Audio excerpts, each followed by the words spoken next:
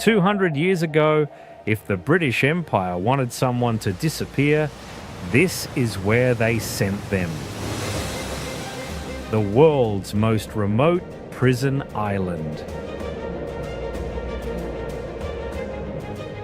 But the chains are long gone, leaving behind an island that defies imagination. Ancient volcanoes frozen in time.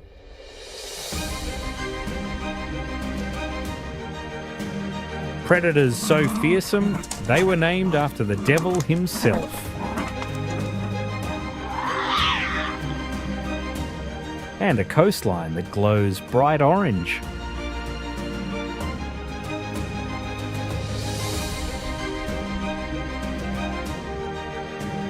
This is Tasmania, the prison that became paradise.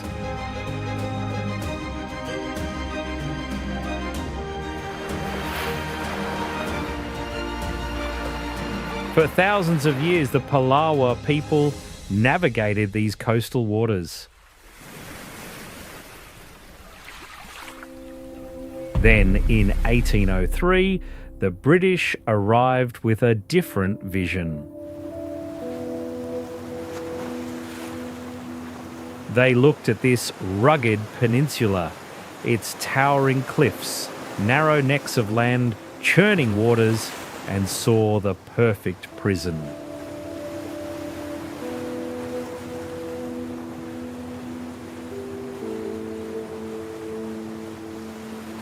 Here they sent their worst of the worst. Not just criminals, but people deemed beyond redemption. The landscape itself would become the walls.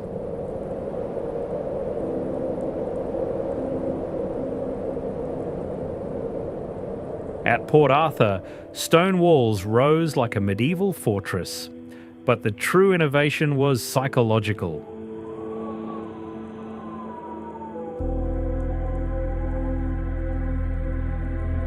The prison followed the panopticon design, a central tower watching everything, prisoners never knowing when they were being observed.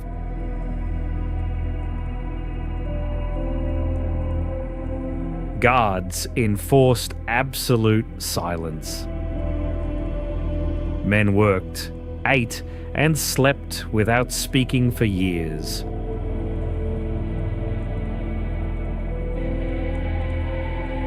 Some inmates went mad, others planned impossible escapes. Today, ghost tours wind through these ruins after dark. Visitors report strange sensations and unexplained sounds. Perhaps some echoes refuse to fade.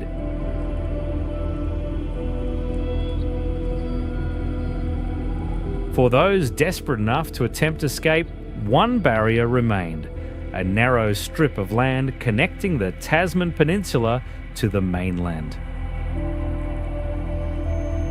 Here, the authorities created the dog line. Savage dogs chained across the strip, forming a living wall more terrifying than any stone barrier. The message was clear: this far, no further. Even the ground seemed designed for entrapment. At tessellated pavement, the coastline fractures into perfect geometric patterns. Rectangles and polygons that look impossibly precise, as if ancient architects laid stone tiles across the shore. The rocks tell a story spanning millions of years. Sea levels rising and falling, pressure and time creating this alien geometry.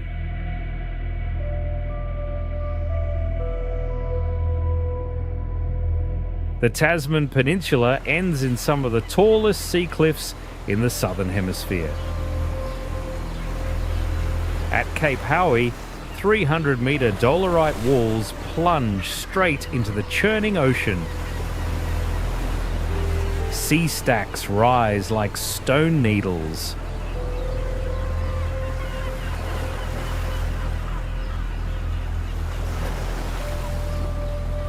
From the air, the coastline looks sculpted. Columns of dark rock arranged like a giant's causeway, waves exploding white against black stone. For convicts, these cliffs represented the final boundary. Today, these same walls stand as monuments to the impossible. What was once an edge of despair has become a destination of wonder.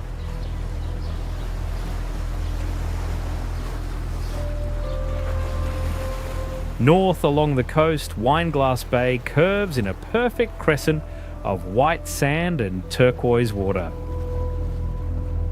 Postcards call it paradise, but the name tells a darker story.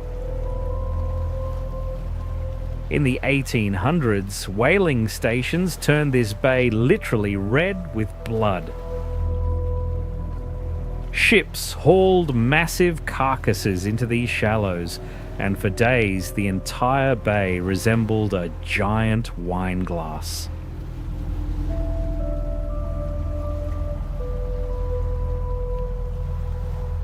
Now the same bay hosts kayakers and swimmers, the water crystal clear once again. You won't find many whales here anymore. However, dolphins do patrol these waters today. Sleek, intelligent, and not at all shy of humans.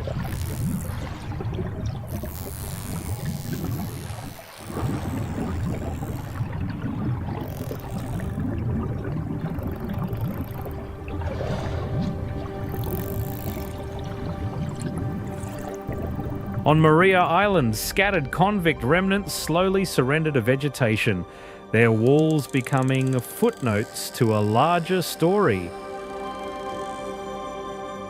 The real spectacle here belongs to Mother Nature.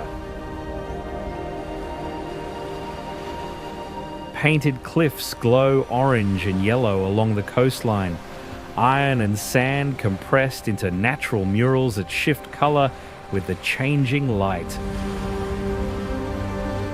These geological monuments have stood for millennia, indifferent to human drama.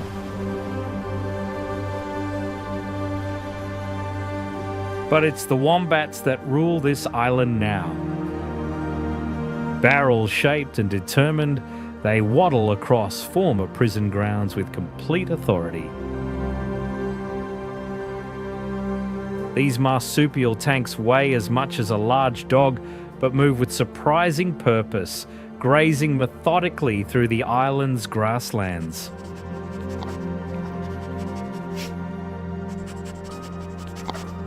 Their burrow systems can stretch up to 30 metres underground, longer than a tennis court.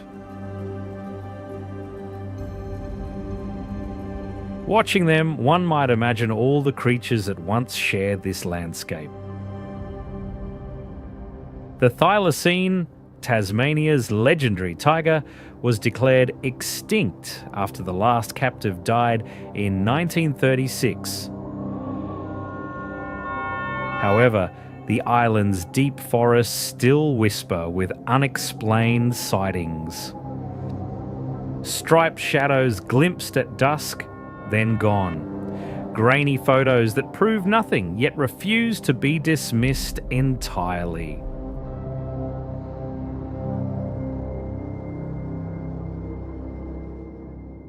The coast softens as we move north. At Swansea, gentle settlements replace forbidding fortresses. Molting lagoons spreads like a mirror, its vast wetlands stretching toward distant hills. A sanctuary where countless waterbirds gather at the intersection of fresh and salt water. As darkness falls, little penguins emerge from the surf. 40 centimeters tall and determined, they waddle up the beach in small groups, chattering to each other as they head to burrow in the dunes. Every night they make this journey from sea to shore, as they have for thousands of years. It's a simple ritual, the daily choice of wild creatures to call this place home. Once, Tasmania was a place designed for vanishing. Today, it is a place where life chooses to come ashore.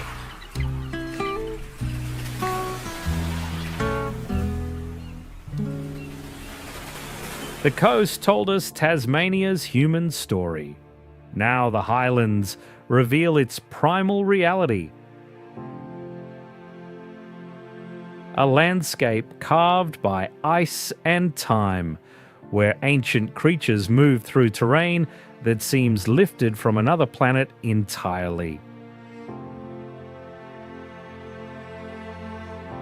Rising from Dove Lake like a cathedral of stone, Cradle Mountain defines Tasmania's wild heart.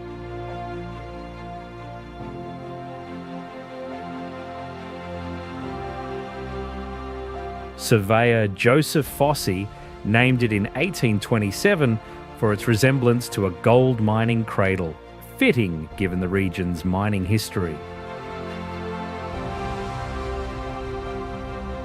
Jagged peaks catch the light at dawn, their reflection doubling in dark water below. This is the image that draws visitors from around the world. A mountain that looks assembled by giants, all sharp edges and impossible angles.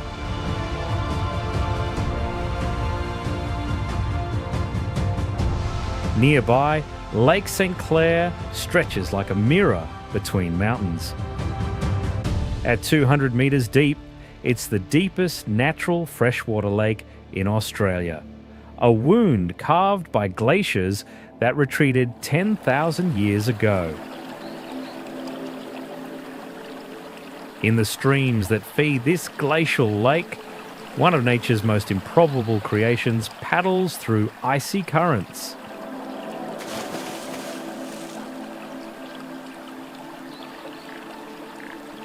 The platypus seems assembled from spare parts: duckbill, beaver tail, otter body, and venomous spurs that belong on no mammal at all. When European scientists first examined a preserved specimen in 1798, they suspected it was a hoax, some taxidermist's cruel joke. But here it thrives in waters barely above freezing, hunting with its eyes and ears sealed shut, navigating instead by electrical signals from the muscle contractions of hidden prey. It's one of only 2 mammals on Earth that lay eggs, a living link to the evolutionary split between reptiles and mammals 200 million years ago. The highest point in Tasmania rises 1,617 metres into air so thin it burns the lungs. Mount Ossa stands crowned with snow for much of the year. Its summit, a world of wind, stone, and stubborn alpine plants that cling to life in impossible conditions. The view from Tasmania's roof stretches to every horizon, a reminder that this island, despite its human history, remains fundamentally wild. The highlands fracture dramatically at Leven Canyon, where the earth simply drops away. Walls of stone plunge 275 metres to the Leven River below, a chasm that seems to split the world in half. Veteran trees cling to the canyon walls, their roots finding purchase in vertical stone. On the forest floor far below, echidnas shuffle through leaf litter with spines bristling, searching for ants with tongues that stretch impossibly long.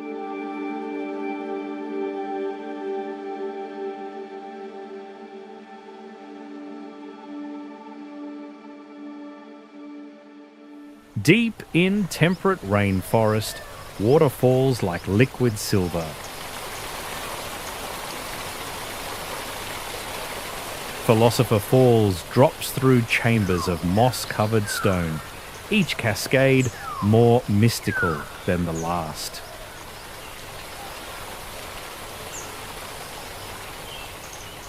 Liffey Falls spreads in tears through ancient forest, while Pelverada Falls thunders between walls of green.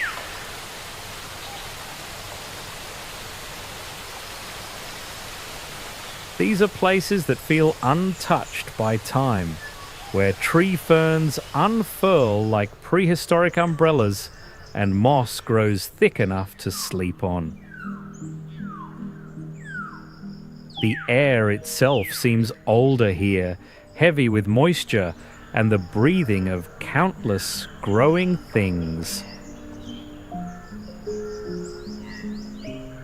In hidden valleys throughout these highlands grow the oldest trees on Earth. Huon pines that began life over 3,000 years ago when ancient civilizations were just learning to work bronze. They stand as living monuments to time itself, witnesses to every human story this island has ever known.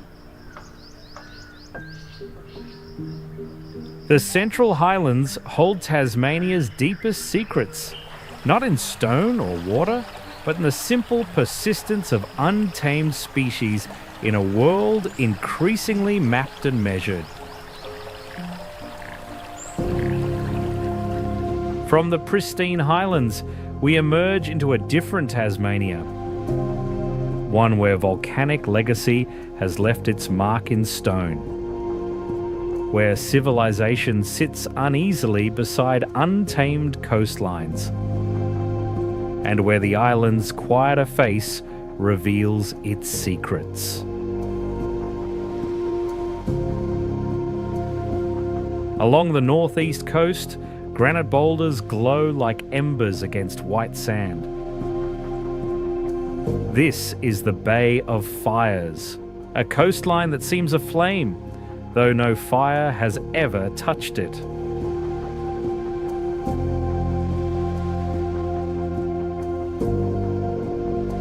The orange blaze comes from lichen colonies that paint these massive stones in shades of rust and gold.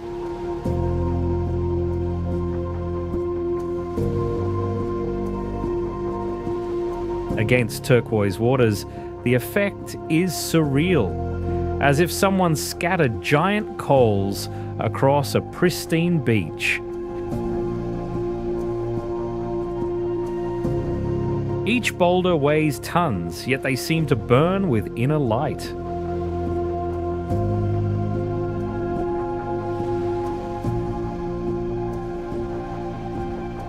Aboriginal people knew these shores for thousands of years. When European explorers arrived, they named the bay after the fires they saw glowing from camps along the coast. Today, the flames are different. These are living minerals, slow-growing organisms painting the rocks for centuries.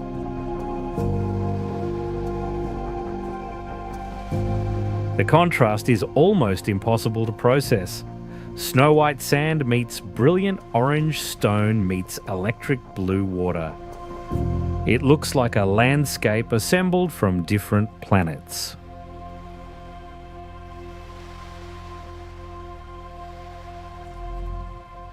"200 kilometres south, the South Esk River has spent millennia carving a gorge straight through what would become Launceston, Tasmania's second city.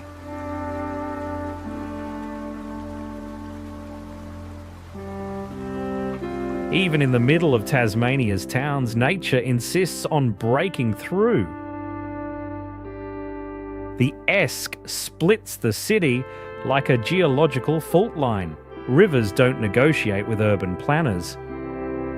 They simply continue their ancient work, indifferent to the civilization that grows around them. At the northwest corner of the island stands The Nut, a 143-metre volcanic plug that rises like a fortress from Bass Strait.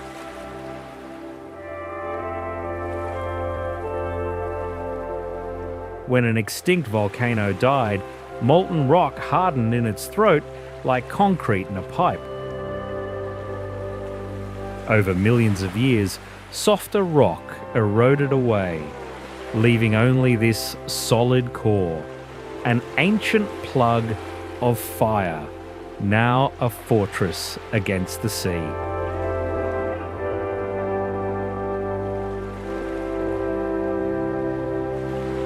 This geological giant has weathered 13 million years of storms, its flat top and sheer walls defying wind and wave. Today, locals and visitors climb its steep walking track or ride an Austrian-built chairlift to reach the summit plateau, where a 2-kilometre circular track offers panoramic views across Bass Strait and the surrounding farmland.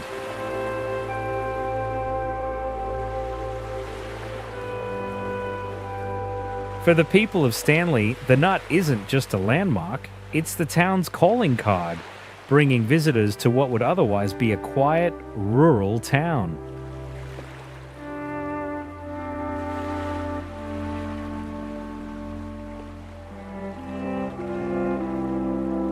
Inland from the coast, Tasmania reveals one of its stranger secrets. In the rolling countryside near Sheffield sits Grindelwald, a Swiss village that seems to have wandered very far from home.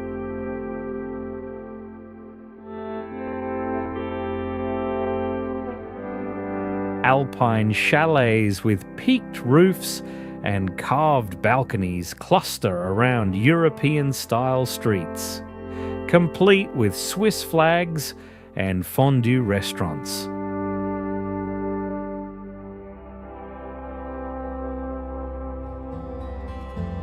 Beyond the novelty villages and dramatic coastlines, northern Tasmania reveals its gentler side.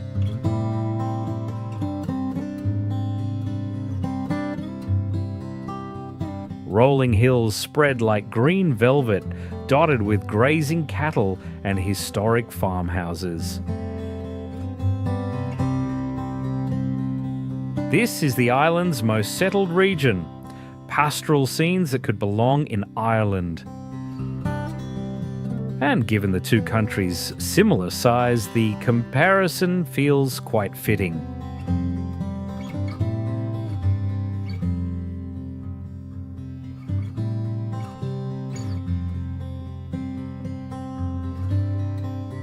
But even in these quietest fields, Tasmania's wild soul refuses to be tamed.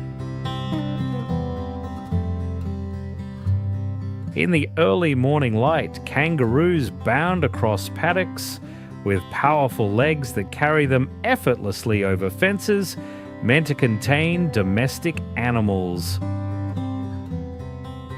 Sometimes groups of males engage in boxing matches in broad daylight, their powerful forearms grappling as farmers watch from distant windows.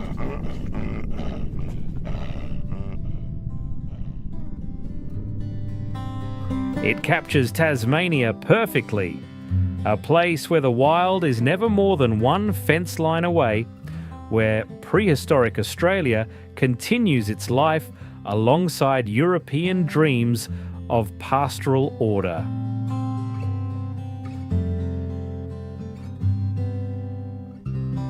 From the pastoral north, we descend toward Tasmania's capital. A city that began as Britain's most remote outpost and somehow transformed itself into one of the world's most intriguing cultural destinations. Hobart spreads along the Derwent River like a living watercolour. Weatherboard cottages climbing sandstone cliffs. Working wharves beside boutique galleries. Prisoner-built warehouses now housing world-class restaurants. Salamanca Place pulses with weekend markets where local artisans sell their wares under the Georgian arches that once stored whale oil and grain. Hobart began as a penal outpost. Today it is Tasmania's beating heart. The harbour tells stories in layers. In the early days of settlement, so many whales filled the Derwent River that residents complained about the noise. The constant spouting and splashing that disturbed their sleep.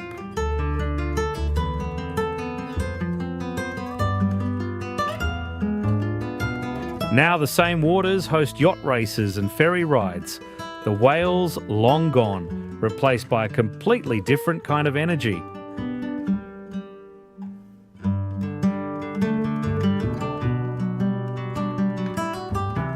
Across the river at Bellarive, the city reveals its gentler face. Tree-lined streets slope toward quiet waterfront parks and the famous Bellarive Oval, where cricket is played with a spectacular backdrop.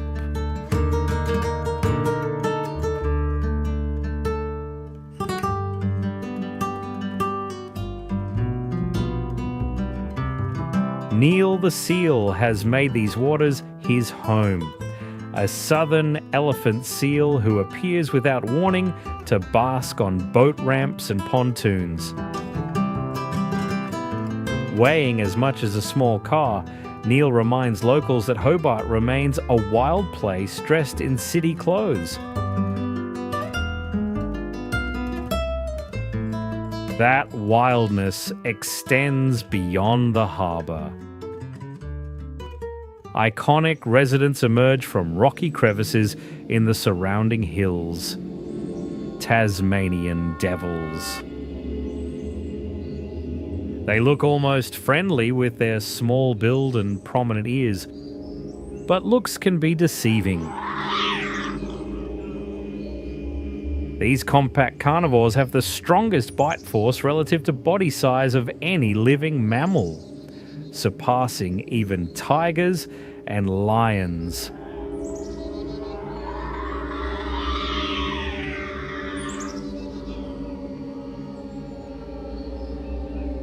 When you see them in a group tearing apart a carcass, bones crunching like twigs, you understand exactly where they earned their fearsome reputation.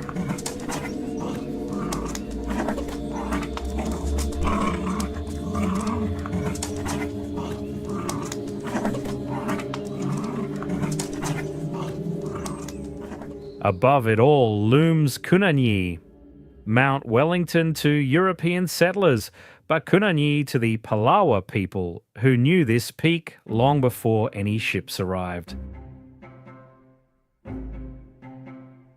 At 1,271 metres, the mountain shapes everything. Weather patterns, city views, and the very character of the place.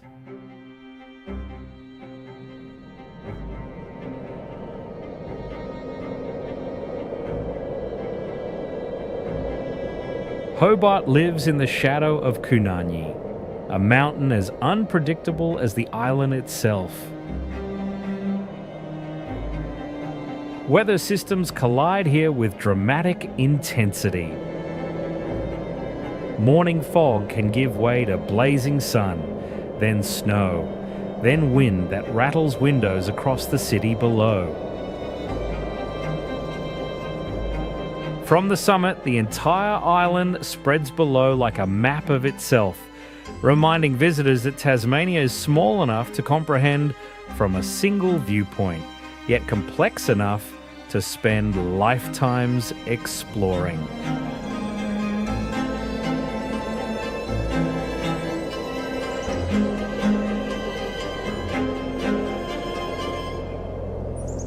Hidden beneath the earth in the suburb of Berrydale, the Museum of Old and New Art challenges everything visitors think they know about museums, about Tasmania, about the relationship between ancient and contemporary culture.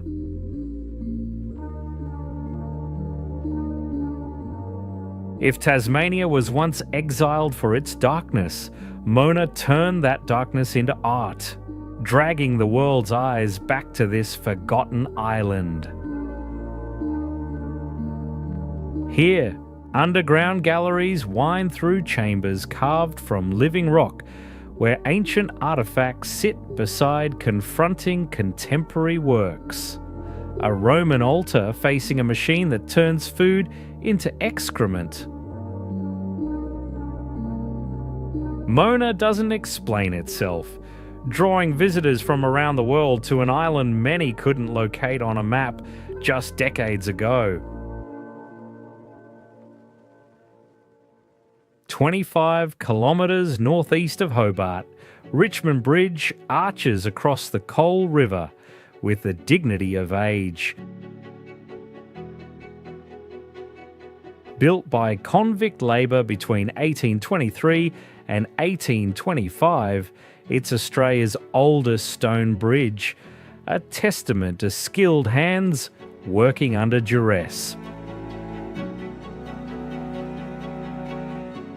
The bridge endures not despite its dark origins, but because of them.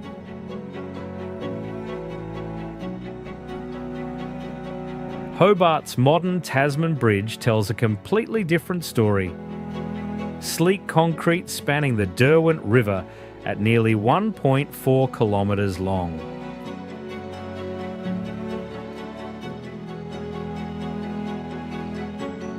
During construction, 150,000 tonnes of concrete were mixed, enough to build a small city, and over 400 workers were employed during peak construction. The bridge replaced a remarkable floating concrete bridge that curved like a crescent and literally rose and fell with the tides. Two bridges separated by 150 years and vastly different purposes, yet both essential to Tasmania's story of connection across water, across time, across the distance between exile and belonging.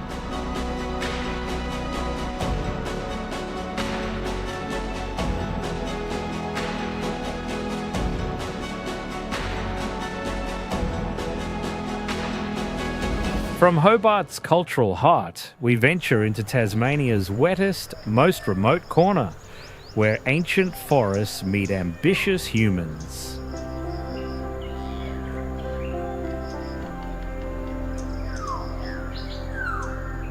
The Tarkine represents something almost lost to the modern world.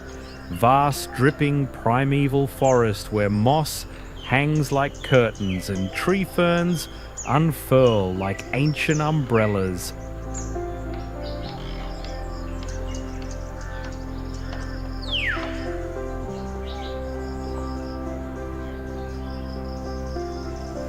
This is one of the world's last great temperate rainforests, a fragment of a prehistoric world.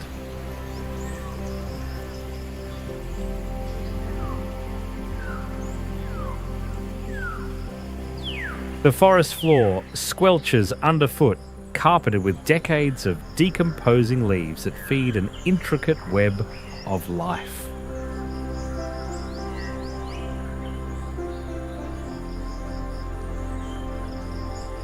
In clearings where the canopy opens, patamelons emerge in the early morning to graze on forest edges.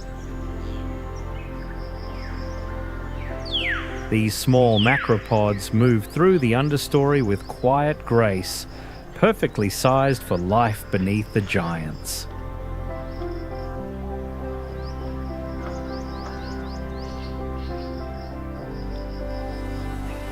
Russell Falls cascades in 3 tiers through the rainforest, each drop more spectacular than the last.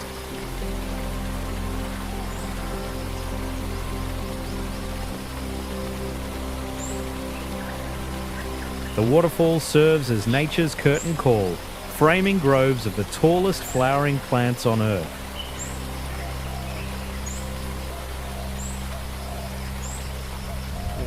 As evening approaches, tawny frogmouths begin their silent hunt, their cryptic plumage making them invisible against bark and branch until they strike.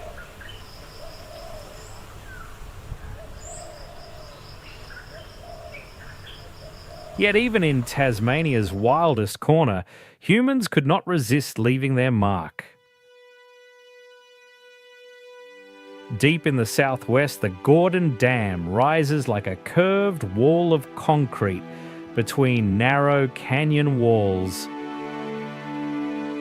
At 140 metres high, it's one of the tallest dams in the southern hemisphere. This massive concrete arc sits in the heart of World Heritage Wilderness, holding back Lake Gordon's 27 kilometres of still water.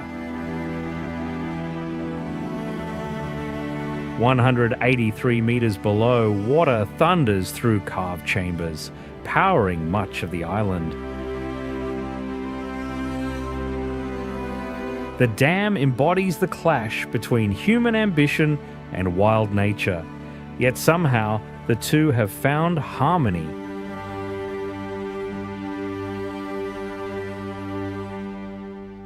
From the lush rainforests of the west, we journey to Tasmania's final frontier, the southern coast, where the island reaches toward Antarctica and the last edges of the inhabited world. Here, at the bottom of everything, Tasmania reveals its ultimate truth. Bruny Island lies suspended between sea and sky, connected to mainland Tasmania by nothing more than hope and a winding causeway. At the neck, a narrow ribbon of sand barely 100 metres wide holds 2 islands together against the relentless Southern Ocean. Bruny is an island off an island, a world caught between 2 waters.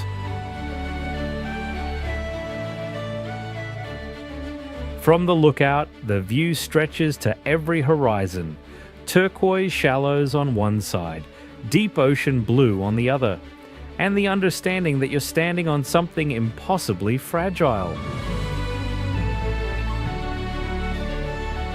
This thread of sand, this accident of geology, somehow endures while storms that could level cities wash over it year after year.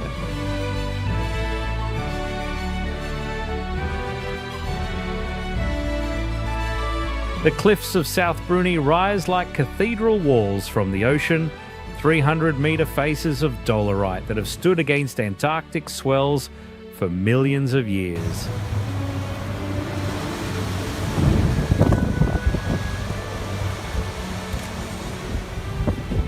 Sea stacks emerge from the foam like monuments to endurance, each one shaped by forces that continue their patient work with every tide.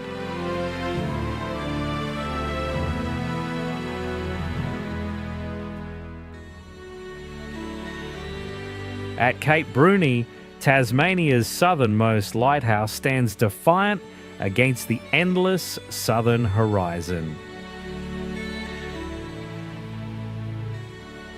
Built in 1838, this white tower has guided ships for nearly 2 centuries, its beacon sweeping across waters that stretch unbroken to Antarctica. For generations, this lighthouse was the last sign of land before Antarctica. Beyond its beam, nothing but 5,000 kilometers of storm. The lighthouse keepers who once tended this light understood isolation in ways few humans ever will.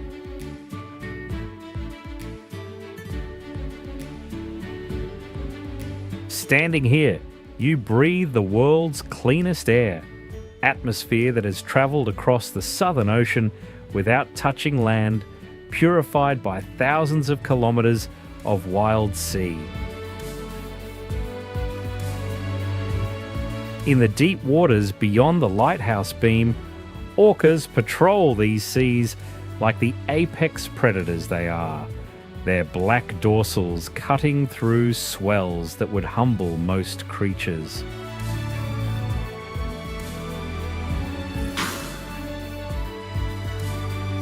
On clear nights, the aurora australis dances in these skies, the southern lights painting the darkness in colours that seem borrowed from dreams. This is one of the few places outside Antarctica where you can witness this celestial spectacle, a reminder that at the edge of the world, the wild endures not despite its remoteness, but because of it.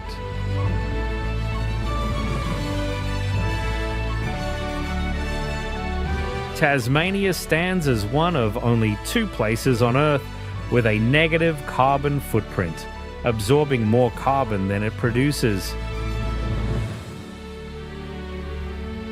In a world increasingly marked by human impact, this island breathes in more than it breathes out.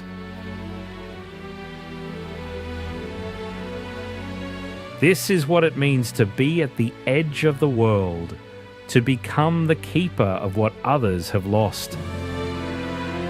Tasmania doesn't just survive in its isolation, it thrives because of it, holding space for wildness in a world that has forgotten its value. At the edge of everything, life prevails.